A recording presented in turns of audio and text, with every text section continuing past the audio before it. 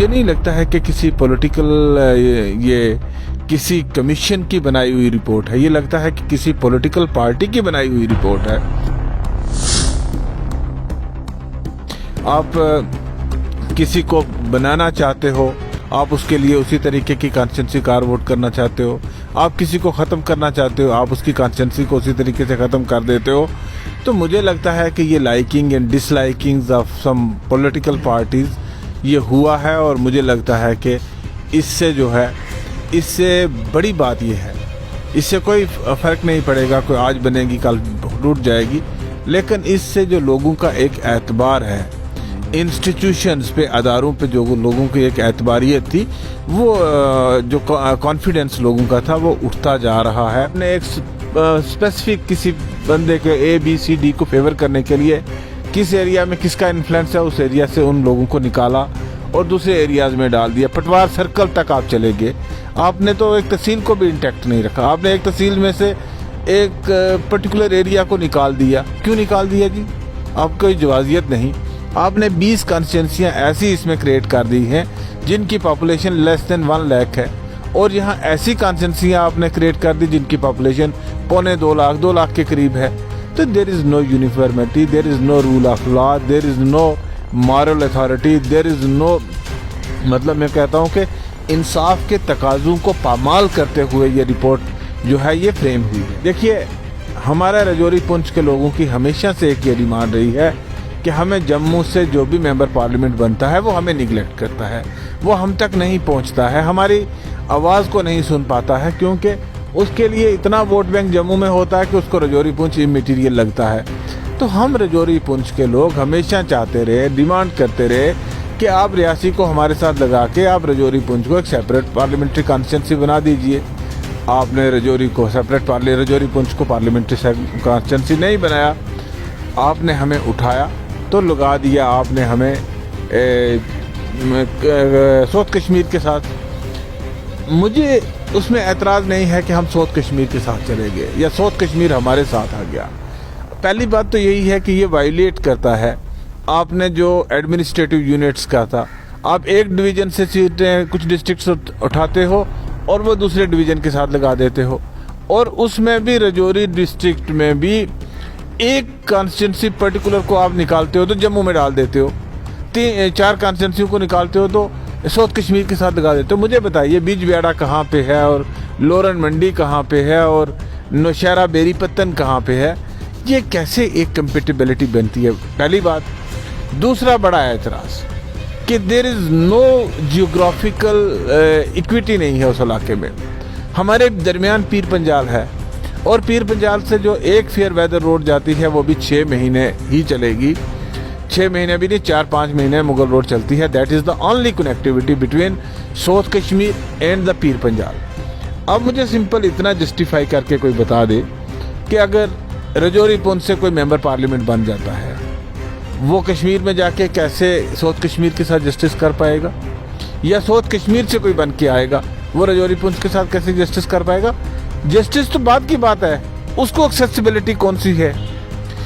दूसरी बात, अगर आप विंटर में इलेक्शन करवाते हैं या 7-8 महीने तो ये रास्ता बंद रहेगा, कंपेन करने वाले लोग किस तरीके से कंपेन करेंगे? राजौरी पुंछ में कौन कंपेन करेगा और साउथ कश्मीर में जाके कौन कंपेन करेगा?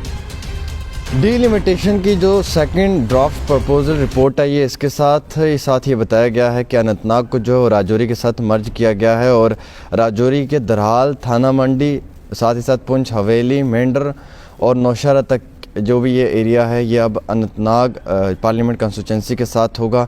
हालांकि नेशनल कॉन्फ्रेंस ने रिजेक्ट किया और उसके साथ साथ अपनी पार्टी के जो सीनियर रहनुमा हैं उनकी जानिब से भी मुख्तलिफ बातें सामने निकल कर आई। वहीं दूसरी ओर खिता पीर पंजाल के एक डायनेमिक लीडर जनाब चौधरी जुल्फ़िकार साहब हमारे साथ ख़ास बातचीत के लिए हैं। इनसे ही मज़ीद जानेंगे कि क्या जो ये कदम लिया गया है इस बार कमीशन की जानिब से ये सही है, और क्या अनंतनाग पार्लियामेंट सीट को जो मर्ज करने की बात की गई है राजौरी के दरहाल के साथ या फिर नौशहरा, साथ ही साथ अगर बात करें हम पुंछ, हवेली, मेंढर, ये कमीशन का एक प्लस पॉइंट है, एक सही कदम है? किन पैरामीटर्स को देखकर ये रखा गया है और क्या अपनी पार्टी इस चीज़ से सहमत है? सर बहुत बहुत शुक्रिया, आपने वक्त दिया। दरहाल भी अब जो है वो अनंतनाग पार्लियामेंट सीट के साथ रहेगा। ऐसा ड्राफ्ट जो रिपोर्ट आई है उसके अंदर कहा गया है, फ़िलहाल पब्लिक डोमेन में नहीं लाया है क्योंकि 14 फ़रवरी तक ऑब्जेक्शन फ़ाइल कर सकते हैं हमारे मेंबर ऑफ़ पार्लियामेंट। क्या आपको लगता है कि सर ये कमीशन का एक सही कदम है राजौरी पुंछ के अवाम के लिए? पहले तो मैं आपका शुक्रिया अदा करता हूं कि आपने मुझे मौका दिया आपके चैनल के ज़रिए बात करने का, और जो इस पे डिलिमिटेशन कमीशन का जो वर्किंग पेपर सामने आया है उस पे बात करने के लिए। मैंने पहले भी जब से ये डिलिमिटेशन कमीशन बना था तब से ही हम इस पे ऑब्जेक्शंस उठा रहे थे, एतराज़ात कर रहे थे कि डिलिमिटेशन कमीशन का जो क़याम है वही गलत है, क्योंकि ये रीऑर्गेनाइजेशन एक्ट 2019 के अकॉर्डिंगली बना है, और रीऑर्गेनाइजेशन एक्ट 2019 जो है वो अंडर सब जुडिस है सुप्रीम कोर्ट में। फिर भी उनने हमारे एतराज़ात को किसी ने नहीं माना। रियासत की तमाम पॉलिटिकल पार्टीज़ जो है, रीजनल पॉलिटिकल पार्टीज़, उन्होंने भी एतराज़ात किए, लेकिन किसी ने उनकी एतराज़ात को एड्रेस नहीं किया, नहीं सुना। सब्सिक्वेंटली हमने कहा कि चले जी, अब आप कर ही रहे हो तो आप इसको 2021 की सेंसस फिगर के अकॉर्डिंगली करिए। जब 2021 की सेंसस फिगर आ जाएगी तो तब आप इसको कंसीडर करिए। सारी कंट्री के साथ आप कहते हैं कि आपने 370 तोड़ के एक यूनिफॉर्मिटी लाई सारी कंट्री में। अब सारी कंट्री में तो कोई डिलिमिटेशन हो नहीं रही थी, आपने यहाँ पे डिलिमिटेशन करें। फिर इन्होंने कहा नहीं जी, हमने नहीं 2011 की सेंसस के अकॉर्डिंगली करना है। आपने 2011 की सेंसस के अकॉर्डिंगली जब किया तो फिर आपने पॉपुलेशन को बेसिक क्राइटेरिया था 2011 की सेंसस फिगर के अकॉर्डिंगली, और 2011 की सेंसस के अकॉर्डिंगली भी आपने फिर नहीं किया। अब जब आगे चलते चलते आज जब वर्किंग पेपर आता है, पहला जब ड्राफ्ट वो जो एक आउटर ब्रॉडर आउटलाइन जो डिस्ट्रिक्ट वाइज सीट्स थी वो पब्लिक डोमेन में तब उस वक्त आ गई जब वो पार्लियामेंट मेंबर्स के साथ शेयर हुई, और वहाँ से वो लीक आउट होके आवाम के बीच में आ गई प्रेस के ज़रिए से। उस पर लोगों ने अपने अपने रद्द अमल दिया, और उस वक़्त भी रियासत की तमाम पॉलिटिकल पार्टीज़ ने उसको रिजेक्ट किया। आज भी अगर हम देखें तो आज का जो वर्किंग पेपर सामने आया है, जो मेंबर पार्लियामेंट्स को सर्कुलेट हुआ है और जिसमें बाउंड्रीज़ डिफ़ाइन की गई हैं, मुझे उस वर्किंग पेपर को देख के बहुत हैरानगी होती है कि आपको किन लाइनों पे ये जो डिलिमिटेशन कमीशन की रिपोर्ट है ये प्रिपेयर की है।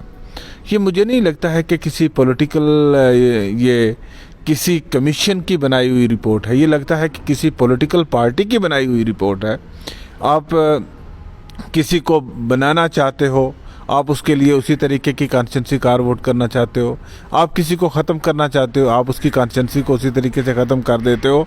तो मुझे लगता है कि ये liking and dislikings of some political parties ये हुआ है, और मुझे लगता है कि इससे जो है, इससे बड़ी बात ये है, इससे कोई फ़र्क नहीं पड़ेगा, कोई आज बनेगी कल टूट जाएगी, लेकिन इससे जो लोगों का एक एतबार है इंस्टीट्यूशंस पे, अदारों पे, जो लोगों की एक एतबारियत थी, वो जो कॉन्फिडेंस लोगों का था वो उठता जा रहा है, क्योंकि हमें एतबार था और रियासत के लोगों को एतबार था कि इस कमीशन को हेड मैडम रंजना देसाई कर रही हैं, जो सुप्रीम कोर्ट की रिटायर्ड जस्टिस हैं। उसमें चीफ इलेक्शन कमिश्नर जो हैं वो मेंबर हैं, तो दोनों एक इंडिपेंडेंट अथॉरिटी थे। और जब कॉन्स्टिट्यूशन में प्रोवाइडेड है कि हम डिलिमिटेशन कमीशन की रिपोर्ट को अंडर आर्टिकल 328 चैलेंज भी नहीं कर सकते, क्योंकि उसका इतना क्रेडिबल इंस्टीट्यूशन माना जाता है, लेकिन आज आप देखेंगे तो आपको लगेगा कि आपने कहा जनाब नहीं, हम जियोग्राफी के हिसाब से बनाएंगे। आज कौन सी जियोग्राफी सामने है? आपने कहा नहीं, हम पॉपुलेशन को फिगर नहीं अडॉप्ट करते हैं क्योंकि हमने जियोग्राफी को देखना है। आप मुझे बताइए कौन सी जियोग्राफी को मद्देनज़र रखा? आपने कहा कि जनाब बिसाइड पॉपुलेशन हमारे पास क्राइटेरिया है एडमिनिस्ट्रेटिव यूनिट्स। आपने एडमिनिस्ट्रेटिव यूनिट्स को यूनाइट करने के लिए, पब्लिक कन्वीनियंस के लिए आपने कुछ उस किस्म के इकदाम उठाने थे कि लोगों को आसानी होती, लोगों के नुमाइंदे को आसानी होती कि वो लोगों को एक बेहतर वे में नुमाइंदगी कर सकते। आपने उस चीज़ को मद्देनज़र नहीं रखा। आपने एक स्पेसिफिक किसी बंदे के ABCD को फेवर करने के लिए किस एरिया में किसका इन्फ्लुएंस है उस एरिया से उन लोगों को निकाला और दूसरे एरियाज़ में डाल दिया। पटवार सर्कल तक आप चले गए। आपने तो एक तहसील को भी इंटैक्ट नहीं रखा। आपने एक तहसील में से एक पर्टिकुलर एरिया को निकाल दिया। क्यों निकाल दिया जी? आपको कोई जवाजियत नहीं। आपने 20 कॉन्स्टिट्यूंसियाँ ऐसी इसमें क्रिएट कर दी हैं जिनकी पॉपुलेशन लेस देन 1 लाख है, और यहाँ ऐसी कॉन्स्टिट्यूंसियाँ आपने क्रिएट कर दी जिनकी पॉपुलेशन 2 लाख के करीब है। तो there is no uniformity, there is no rule of law, there is no moral authority, there is no, मतलब मैं कहता हूँ कि इंसाफ के तकाज़ों को पामाल करते हुए ये रिपोर्ट जो है ये फ्रेम हुई है। जहाँ आपके क्वेश्चन का तल्लक है, देखिए हमारा रजौरी पुंछ के लोगों की हमेशा से एक ये डिमांड रही है कि हमें जम्मू से जो भी मेंबर पार्लियामेंट बनता है वो हमें निगलेक्ट करता है, वो हम तक नहीं पहुंचता है, हमारी आवाज़ को नहीं सुन पाता है, क्योंकि उसके लिए इतना वोट बैंक जम्मू में होता है कि उसको रजौरी पुंछ इमटीरियल लगता है। तो हम रजौरी पुंछ के लोग हमेशा चाहते रहे, डिमांड करते रहे कि आप रियासी को हमारे साथ लगा के आप रजौरी पुंछ को एक सेपरेट पार्लियामेंट्री कॉन्स्टिट्यूंसी बना दीजिए। आपने रजौरी पुंछ को पार्लियामेंट्री कॉन्स्टिट्यूंसी नहीं बनाया, आपने हमें उठाया तो लगा दिया आपने हमें साउथ कश्मीर के साथ। मुझे उसमें एतराज़ नहीं है कि हम साउथ कश्मीर के साथ चले गए या साउथ कश्मीर हमारे साथ आ गया। पहली बात तो यही है कि ये वायलेट करता है आपने जो एडमिनिस्ट्रेटिव यूनिट्स का था।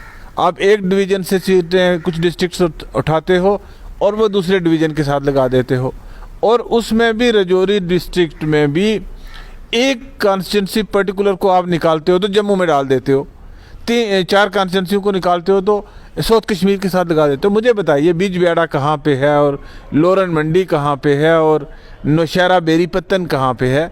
ये कैसे एक कंपेटिबिलिटी बनती है? पहली बात। दूसरा बड़ा एतराज़ कि there is no geographical equity नहीं है उस इलाके में। हमारे दरमियान पीर पंजाल है और पीर पंजाल से जो एक फेयर वेदर रोड जाती है वो भी 6 महीने ही चलेगी, 6 महीने भी नहीं, 4-5 महीने मुगल रोड चलती है। That is the only connectivity between south Kashmir and the Pir Panjal. अब मुझे सिंपल इतना जस्टिफाई करके कोई बता दे कि अगर रजौरी पुंछ से कोई मेंबर पार्लियामेंट बन जाता है, वो कश्मीर में जाके कैसे साउथ कश्मीर के साथ जस्टिस कर पाएगा, या साउथ कश्मीर से कोई बन के आएगा वो रजौरी पुंछ के साथ कैसे जस्टिस कर पाएगा? जस्टिस तो बात की बात है, उसको एक्सेसिबिलिटी कौन सी है? दूसरी बात, अगर आप विंटर में इलेक्शन करवाते हैं या 7-8 महीने तो ये रास्ता बंद रहेगा, कंपेन करने वाले लोग किस तरीके से कंपेन करेंगे? रजौरी पुंछ में कौन कंपेन करेगा और साउथ कश्मीर में जाके कौन कंपेन करेगा? तो लिहाजा मुझे लगता है कि ये किसी भी एक जो माइंड सेट है ये ठीक माइंड सेट नहीं है, और इस माइंड सेट ने जो कर दिया है ये बहुत गलत है, और मुझे नहीं लगता है कि कोई जस्टिफाइड है। साहब, मैं आपसे ये समझने की कोशिश करूंगा, जो हमारे मेंबर ऑफ़ पार्लियामेंट्स हैं श्रीनगर कॉन्स्टिट्यूंसी के हैं या जम्मू से अगर हम बात करें, जो हमारे पास सिटिंग एमपी हैं, कैसा रोल प्ले करना चाहिए था उन लोगों को जब ये डिलिमिटेशन की सेकंड ड्राफ्ट रिपोर्ट आई है? इसको लेकर किस तरीके से ऑब्जेक्शन फाइल करना चाहिए, कैसे एतराज़ात करने चाहिए? क्योंकि जिस तरीके से आप कह रहे हैं कि ये बिल्कुल भी एक आपस में कनेक्टिविटी नहीं दिख पा रही है, तो हमारे एमपी साहिबान क्या वो रोल प्ले कर रहे हैं, आपको लगता है? देखिए, वो तो कर रहे होंगे, मुझे नहीं पता क्या कर रहे हैं या क्या नहीं कर रहे, ये तो वो बेहतर जवाब वही दे पाएंगे। लेकिन एक बात है कि लोगों के हित में फ़ैसला नहीं है, यह डिलिमिटेशन एक मजाक बन के रह गया है। इस डिलिमिटेशन में जिस तरीके से कॉन्स्टिट्यूंसियों को इधर से निकाल के उधर लगाया जा रहा है, उधर से निकाल के इधर लगाया जा रहा है, और जिस तरीके से फिर एरिया स्पेसिफिक नहीं। देखिए, है क्या था, population, beside population there should be a compactness of the constituency।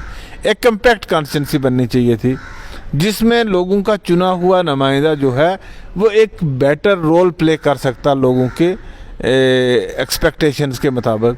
तो अनफॉर्चुनेटली ऐसा नहीं हुआ है। मैं ये भी समझने की कोशिश करूँगा जुल्फ़िकार साहब आपसे कि ऐसे हालात के बीच में जहाँ एनसी अपनी पार्टी पीडीपी तमाम जमातें रिजेक्ट कर रही, वहीं बार बार जो भारतीय जनता पार्टी है वो ये कह रही कि अवाम के हक़ में है। क्या ये अवाम के हक़ में या भारतीय जनता पार्टी के हक़ में है? बहुत मुश्किल सवाल है, और ये तो अंधे को भी पता चलता है कि ये किसके हित में काम हो रहा है।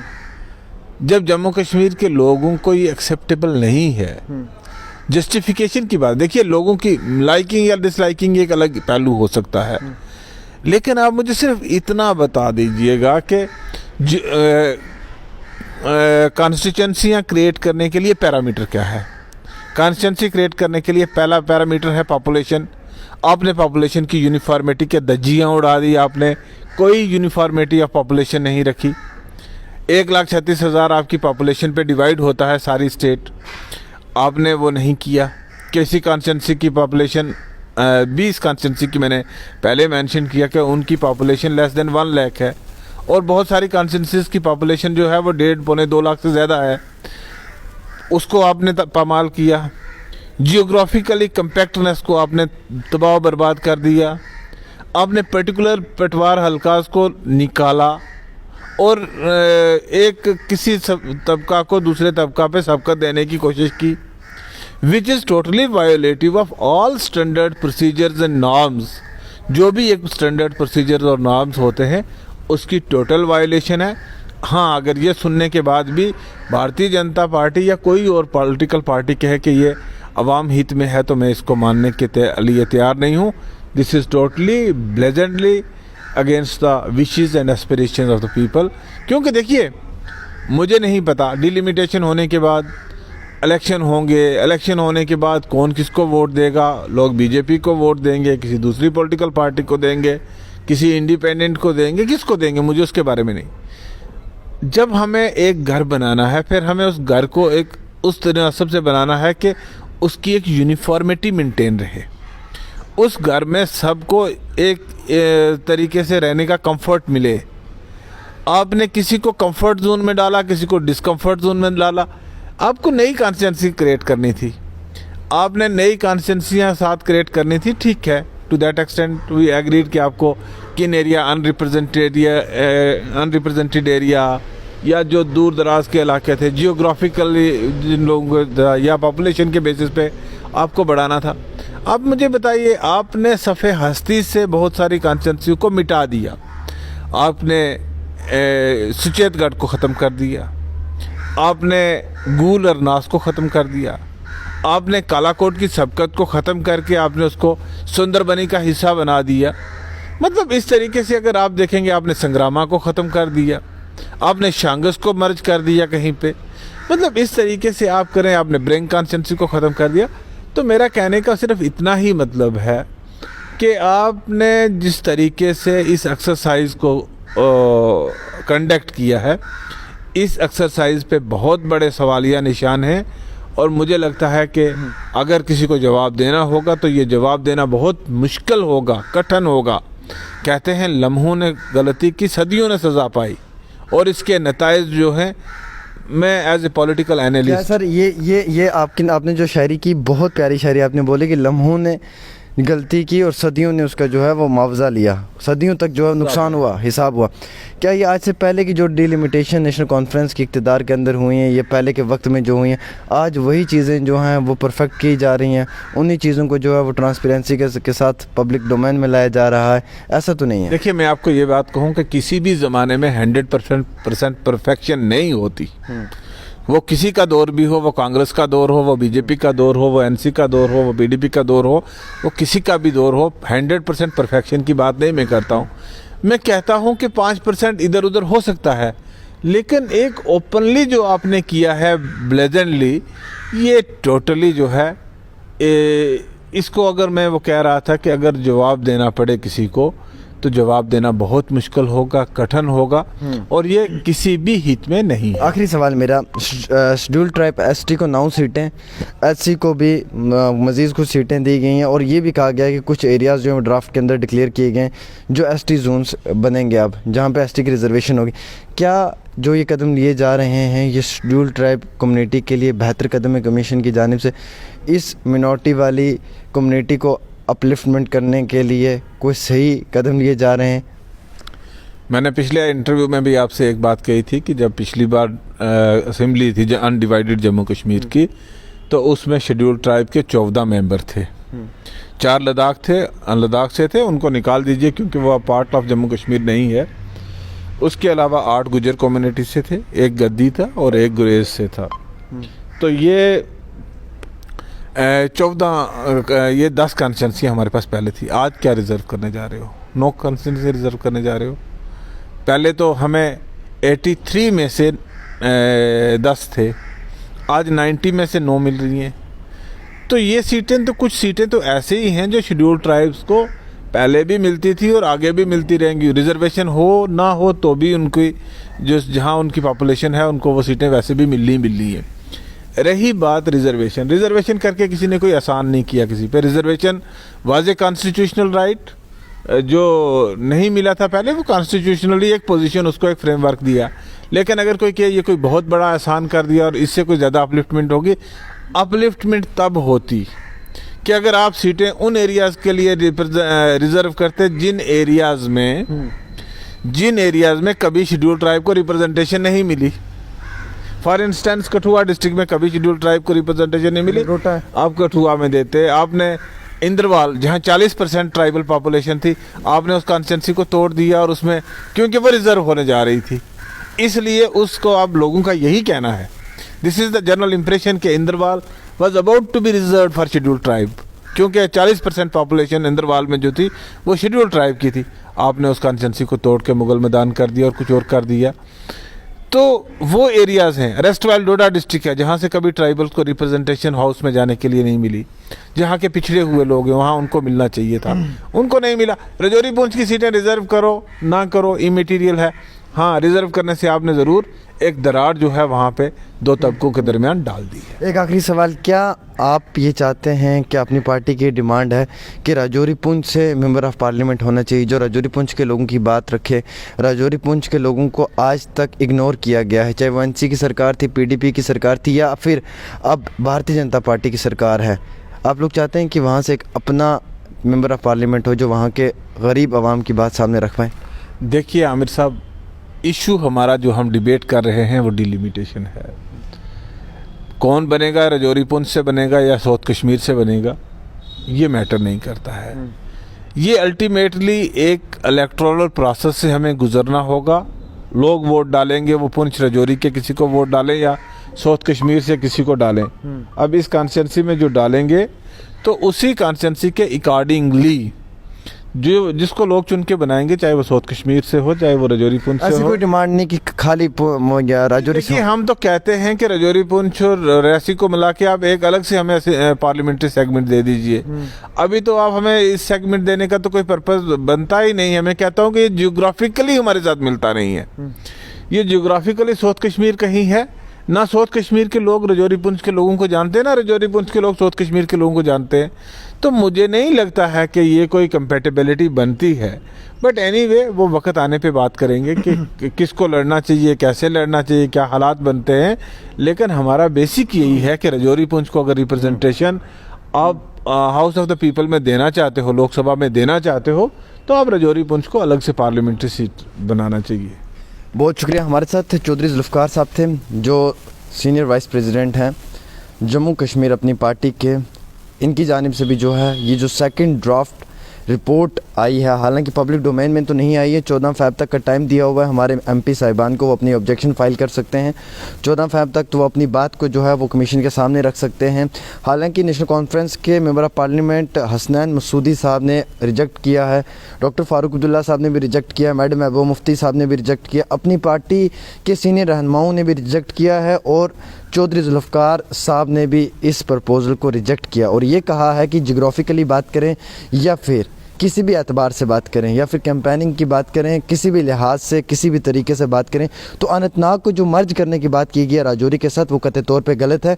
इस तरीके से आते वक्त में जो नताइज हैं वो काफ़ी मुश्किलात में देखे जाएंगे और शायद भारतीय जनता पार्टी अपने आप को मजबूत करने के लिए, खुद को एम्पावर करने के लिए, बाकी सबको गिराने के लिए, बाकी सबको कमज़ोर करने के लिए इस तरीके से कॉन्स्टिट्यूंसीज़ को जो है वो तोड़ कर दो हिस्सों में तकसीम कर रही है और वो कॉन्स्टिट्यूंसीज़ चुन रही है जहाँ पर शायद उन लोगों को फ़ायदा मिल सकता है और बाकी पार्टियां जो हैं वो कमज़ोर हो सकती हैं। हालांकि यही सवाल जो हैं ये डॉक्टर जितेंद्र सिंह साहब से भी किए गए थे, लेकिन उनकी जानिब से भी कोई जवाब नहीं मिला था हमें उस प्रेस कॉन्फ्रेंस में, जिस प्रेस कॉन्फ्रेंस में हमने उनसे ये सवाल पूछे थे। फिलहाल आप देखते हैं डेली तस्कीन, आमिर सुहेल के साथ एक छोटी सी ख़ास रिपोर्ट। अल्लाह हाफिज़।